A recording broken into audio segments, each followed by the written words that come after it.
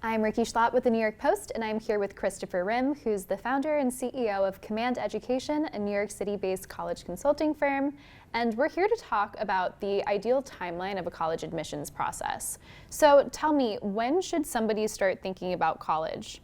So everything starts counting really in ninth grade, but you have to prepare for the process. There are some programs that really open up for students as early as 8th and 7th grade. So I would say 8th, ninth grade is really the best time to get started so that we are able to help you pick the courses that you're going to be starting with in ninth grade, help you figure out your summer plans. A lot of summer opportunities open up in the fall.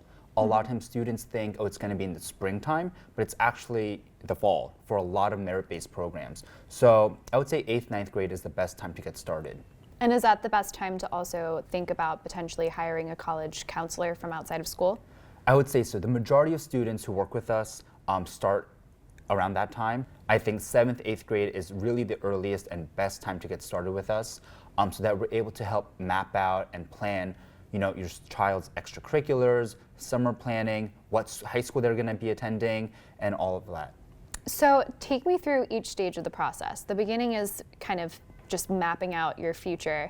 Then when should you start actually thinking about individual colleges or going on visits? What's the next step after that? Yep, so I would say really 9th grade to 11th grade is all about developing your profile, your extracurriculars, growing as a student really, developing your leadership skills, communication skills, motivation.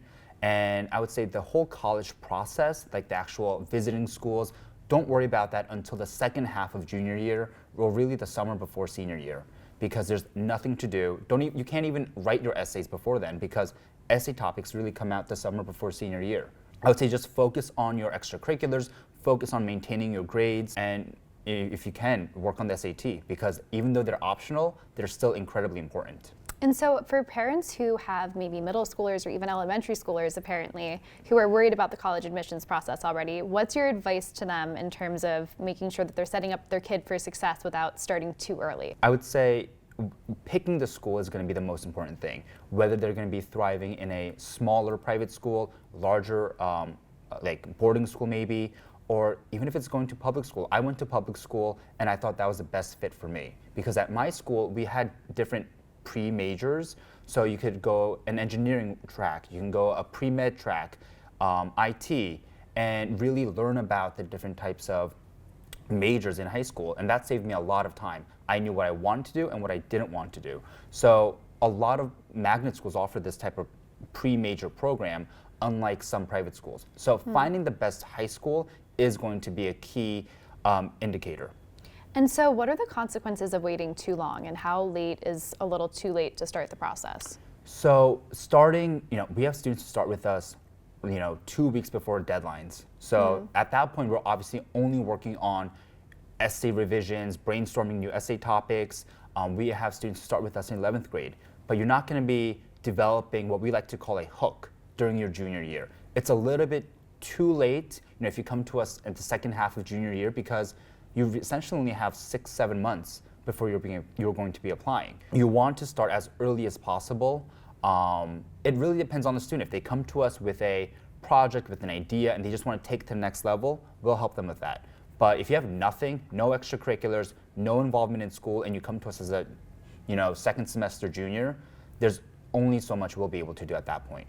And what is the advantage of having an outside consultant help you through this process and timeline? Definitely. So for example, if there's a private school or a boarding school that reports that 8 students got into Harvard that year, of the 8, if you think about it, maybe 3 or 4 of those students were recruited athletes.